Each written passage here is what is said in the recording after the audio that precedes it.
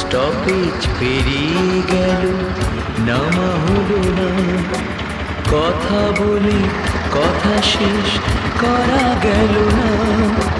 ট্রামটা ডিপোর কাছে এসে দাঁড়ালো।